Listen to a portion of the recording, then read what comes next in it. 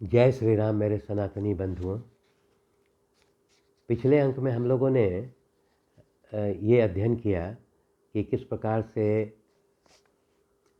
राजा विश्वामित्र जो है वो कठोर तपस्या करते हैं और विभिन्न बाधाओं को प्राप्त करते हुए वो ब्रह्मा जी को प्रसन्न कर देते हैं और उनसे ब्राह्मणत्व का दर्जा प्राप्त करते हैं।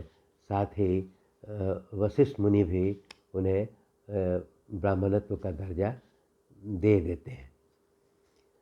इस अंक में हम लोग वाल्मीकि रामायण के बाल कांड के 66वें से लेके 72वें सर्ग तक का अध्ययन करेंगे, जिसमें मुख्य रूप से रामचंद्र जी के द्वारा राजा जनक के दरबार में रखे हुए दिव्य धनुष को तोड़ने का विवरण है तथा इसके पश्चात राम सहित चारों भाइयों के विवाह के निर्णय होने के संबंध में ब्यौरा दिया गया है। अगले दिन जो है महर्षि विश्वामित्र बताते हैं राजा जनक को कि ये दोनों राजकुमार जो है आपके यहाँ जो दिव्य धनुष रखा गया है उसको देखने की इच्छा रखते हैं। इस पर राजा जनक बताते हैं कि ये दिव्य धनुष जो है हमारे एक पूर्वज थे जिनका नाम था देवरात। उसको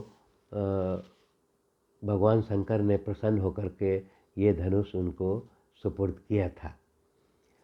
राजा जनक बताते हैं कि वे जो है देवरात के वंशज हैं, इसीलिए हम लोग इस धनुष को अपने यहाँ धरोहर के रूप में रखे हुए हैं। इसके पश्चात वो सीता के जन्म के बारे में बताते हैं। वो बताते हैं कि एक बार जब मैं यज्ञ के लिए अपने खेत में हल चला रहा था तो उस हल के अग्रभाग से जो रेखा खींची गई उससे एक कन्या उत्पन्न होती है जिसका मैंने सीता नाम रखा है। यहाँ पर देखने वाली बात ये है कि सीता का अर्थ यहाँ पर बताया गया है कि हल के द्वारा जो खींची हुई रेखा होती है उसको सीता कहते हैं, इसीलिए उस कन्या का नाम सीता रखा गया। इसमें दूसरी बात भी एक समझने वाली है कि राजा जनक जो है इस पुत्री को कहते हैं कि ये मेरी अयोनिजा पुत्री है। यहाँ एक वर्ड आता है अयोनिजा पुत्री, मतलब वैसी पुत्री जिसके जन्म में योनि का उपयोग नहीं हुआ है। इससे स्पष्ट होता है कि अभी वर्तमान अवधि में हम लोग टेस्ट ट्यूब बेबी का प्रचलन देखते हैं कि विज्ञान ने ये प्रक्रिया ढूंढ ली है। तो ऐसा प्रतीत होता है कि उस काल में भी हमारे पूर्वजों को इस प्रकार की प्रक्रिया का ज्ञान जरूर रहा होगा। राजा जनक बताते हैं कि इस सीता नाम की पुत्री को मैंने बहुत प्यार से लालन पालन किया और वो अब युवावस्था को प्राप्त हो गई है और काफ़ी सुशील और गुणवती और सुंदरी है हमारी पुत्री। वो बताते हैं कि उनके आसपास के जो जितने राजागण थे उन्होंने कई बार हमारे पास प्रस्ताव लेकर के आए कि मैं आपकी पुत्री सीता से विवाह करना चाहता हूँ, तो आपकी क्या शर्त है।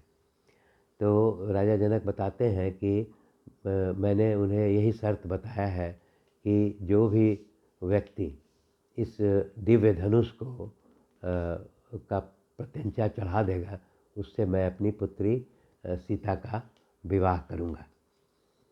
राजा जनक बताते हैं कि इसके बाद बहुत से राजा, देवता, गंधर्व, राक्षस, बहुत सारे लोगों ने हमसे संपर्क किया और वो उस धनुष को उठाने का प्रयास किया, लेकिन वो उसमें सफल नहीं हो सके। तो राजा जनक जो है विश्वामित्र को बताते हैं कि अगर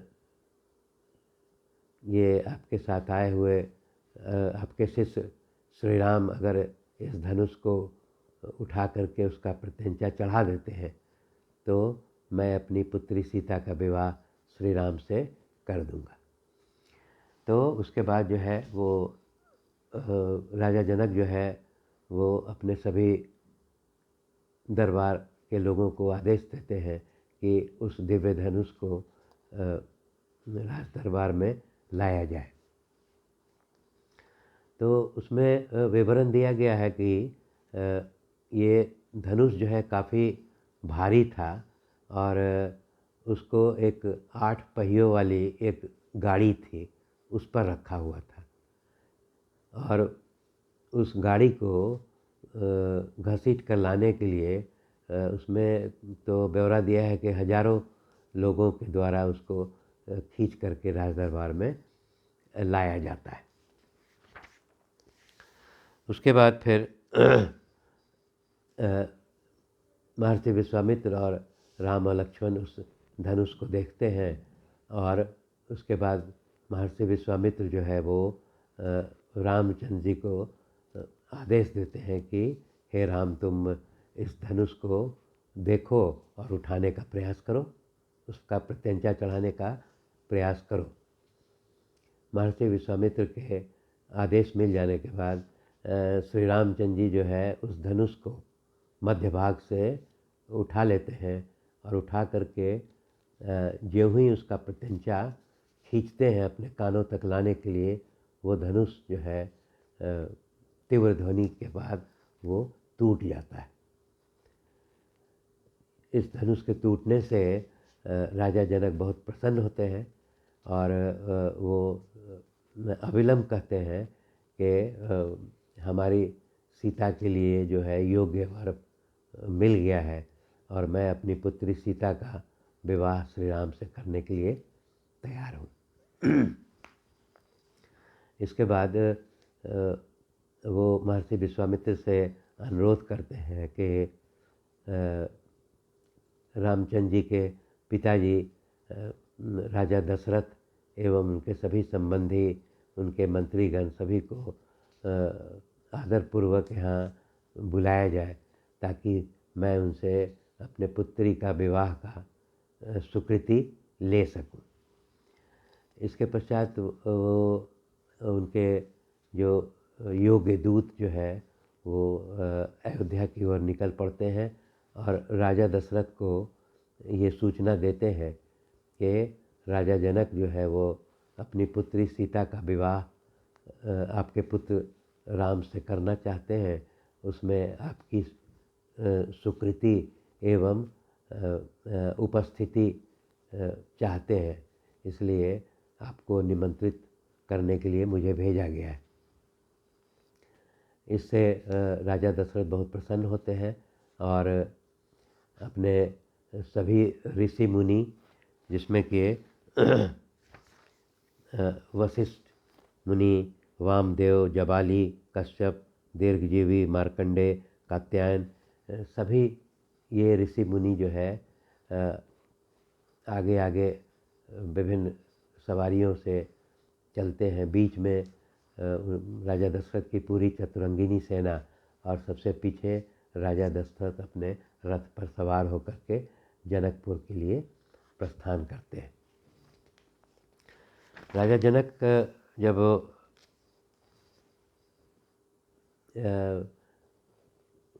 राजा दशरथ का जनकपुर में पहुंचने पर आदर सम्मान के साथ स्वागत सत्कार करते हैं। इसके बाद वे बताते हैं कि उनकी दो पुत्रियां हैं, एक सीता और दूसरी उर्मिला। तो वो ये भी प्रस्ताव देते हैं राजा दशरथ को और विश्वामित्र को कि मैं अपनी दूसरी पुत्री उर्मिला, जो भी बहुत रूपवती है, उसका विवाह भी राम के छोटे भाई लक्ष्मण से करना चाहता हूँ। तो इसकी स्वीकृति जो है वो राजा दशरथ देते हैं। इसके बाद राजा जनक बताते हैं कि उनके एक छोटे भाई हैं जिनका नाम है कुशध्वज, और वो कुशध्वज को भी दो सुंदर पुत्रियां हैं उनके, हमारे छोटे भाई की, जो कि इस यज्ञ में वो उपस्थित हैं। तो वो राजा दशरथ से ये भी अनुरोध करते हैं कि मैं अपने भाई कुशध्वज की उन दोनों पुत्रियों को भी रामचंद्र जी के दो छोटे भाई भरत और शत्रुघ्न से विवाह करने के लिए आज्ञा मांगता हूँ। इस पर राजा दशरथ इसमें सहमति देते हैं कि और लेकिन उसमें फिर राजा दशरथ कहते हैं, महर्षि विश्वामित्र भी कहते हैं कि वशिष्ठ मुनि जो है हमारे मुख्य पुरोहित हैं, और उनका वो जो निर्णय होगा वो हमें स्वीकार होगा। तो महर्षि विश्वामित्र जो है इसकी सहमति देते हैं। इसके बाद इसमें दिखाया गया है कि विवाह के पहले दोनों पक्ष, इधर दशरथ के तरफ से वशिष्ठ मुनि राम जी के पूरे पूर्वजों का इतिहास वो बताते हैं, और फिर जनक जो है वो अपने पूर्वजों का इतिहास बताते हैं। तो महर्षि वशिष्ठ बताते हैं कि श्री रामचंद्र जी जो है वो ब्रह्मा जी के 39वें पीढ़ी के वंशज हैं। इसमें अब 39वें पीढ़ी का तो नाम इसमें दिया हुआ है कि ब्रह्मा जी से उत्पन्न हुए मारीची, मारीची के पुत्र हुए कश्यप, कश्यप से विवस्वान, विवस्वान से वैवस्वत मनु। ये मनु वही हैं जो पहले प्रजापति हुए और जिन्होंने अयोध्या नगरी की स्थापना की थी, जो हम लोगों ने पूरे पहले इसमें अध्ययन कर चुके हैं। उसके बाद मनु के इक्ष्वाकु नाम के पुत्र हुए, और इसी इक्ष्वाकु जो है वो वास्तविक में वही पहले राजा थे अयोध्या के, इसीलिए रामचंद्र जी के वंश को इक्ष्वाकु वंश कहा जाता है। इसके बाद कई पीढ़ियों का नाम दिया गया है, जिसमें सबको याद करना संभव नहीं है। तो उसमें नाम है कुक्षी, कांतिमान, वाण, अरण्य, अरण्य से पृथु, पृथु से त्रिशंकु, त्रिशंकु से धुंधुमार, उसके बाद धुंधुमार से युवनाश्व, और मांधाता, मांधाता से कांतिमान, कांतिमान से ध्रुव संधि, ध्रुव संधि से यशस्वी, यशस्वी से असित। अब इसमें असित के बाद बारे में थोड़ा सा फिर पढ़ने की आवश्यकता है कि असित को दो पत्नियां थी, लेकिन वो किसी युद्ध में हारने के बाद वो जंगलों में चले जाते हैं अपनी पत्नियों के साथ। उसमें दोनों पत्नियां उस समय गर्भवती थी, और एक पत्नी जिसका नाम कालिंदी था, उसको उसकी सौत ने जो है वो ईर्ष्यावश जो है गर्भवती होने के दौरान उसको जहर खिला दिया था। तो इसलिए जो कालिंदी का जो पुत्र हुआ था वो विष के साथ हुआ। विष को गर कहते हैं। तो विष के साथ प्राप्त हुआ था, इसीलिए उस पुत्र का नाम सगर पड़ा, जो सगर के नाम से विख्यात हुआ था, जिसका हम लोगों ने पहले अध्ययन किया था। गंगा के सगर का पुत्र असमंज था, असमंज का पुत्र अंशुमान, अंशुमान का पुत्र दिलीप, दिलीप के पुत्र भागीरथ, जो कि गंगा को पृथ्वी पर लाने में समर्थ हुए थे। इसके बाद भागीरथ से कुकुत्स हुए और इसीलिए श्री राम को कुकुत्स नंदन भी कहा जाता है। तो इस प्रकार हम लोगों ने देखा कि अंतिम जो दशरथ है 38वें और 39वें पीढ़ी के ये राम, लक्ष्मण और भरत शत्रुघ्न ब्रह्मा जी के 39वीं पीढ़ी के ये वंशज देने का पूरा ब्यौरा जो है वो वशिष्ठ मुनि देते हैं। इसी प्रकार फिर राजा जनक भी वो बताते हैं कि हमारे पूर्वज जो है वो निमि नाम के एक धर्मात्मा राजा हुए और वो उनको मिथि नाम का एक पुत्र हुआ और मिथि का पुत्र का नाम हुआ जनक। वो बताते हैं कि वो पहला जनक था और बाद में जितने भी उसके वंशज हुए उसका नाम इसी राजा जनक के नाम पर पड़ा। इसमें भी इनमें कई पीढ़ी का नाम दिया गया है और अंत में जो है वो राजा हस्वरोमा के बारे में उन्होंने बताया कि उनको 2 पुत्र था, जिसमें सबसे बड़ा जो है वो मैं हूँ और मेरा छोटा भाई कुशध्वज है।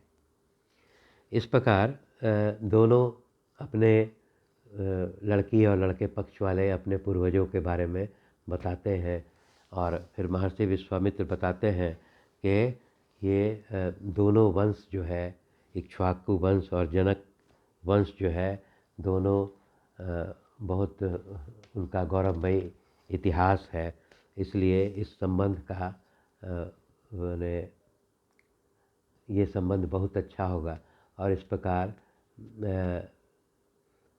राजा दशरथ के चारों पुत्र राम, लक्ष्मण, भरत और शत्रुघ्न का विवाह जो है वो जनक की 2 पुत्रियां एवं उनके भाई की 2 पुत्रियों के साथ निर्धारित हो जाता है और सभी जो है वो बड़े प्रसन्न होते हैं। और अगले ही 2 दिन, जो कि जिसमें फाल्गुनी नामक नक्षत्र है, उसमें ये निर्धारित होता है कि चारों पुत्रों का विवाह कर दिया जाए। और राजा जनक जो है वो बड़े प्रसन्न होकर के सभी ब्राह्मणों को लाखों गायों का दान करते हैं और फिर विवाह की तैयारी में लग जाते हैं। अगले अंक में हम लोग राम सहित चारों भाई के विवाह के संबंध में अध्ययन करेंगे। धन्यवाद।